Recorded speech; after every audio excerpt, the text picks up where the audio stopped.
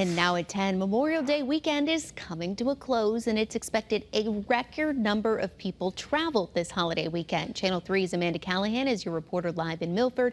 After speaking with some of those travelers about their experiences, Amanda, how are things looking out there? Well, Cassidy, obviously peak travel time is over. It's evident. You can see these cars just whizzing by me here on 95.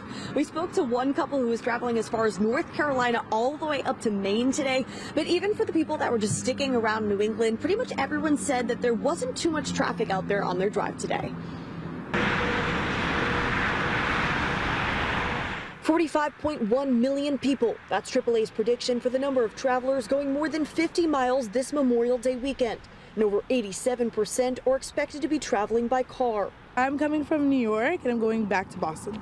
We're coming back from Cranford, New Jersey, going back to Rockland, Mass. We came from Stratford, Connecticut. The rest stop in Milford along 95 was bustling with people making their way back home after the long weekend. And for Bill Gray, traffic wasn't much of an issue. It was excellent. We haven't hit maybe 10 minutes of traffic, so, knock on wood. I mean, we're not home yet. Mohid Nasser and his family were making a longer trip from Baltimore back to Boston. And they also experienced overall smooth sailing. I don't think there was that much traffic, to be honest. It was pretty clear for the most part, pretty calm. Today marks the beginning of what the state considers 100 deadliest days on the roads, from Memorial Day to Labor Day. This weekend, there was one fatal crash in Waterbury. State police say the driver was killed crashing into the barrier on I-84. Taking a look at the weekend as a whole from Friday to Sunday, state police responded to 216 crashes, 19 with injuries and 2 were serious. They also arrested 28 people for driving under the influence. 28 arrests in the course of a weekend, that's a large number. And we would love to avoid that going forward.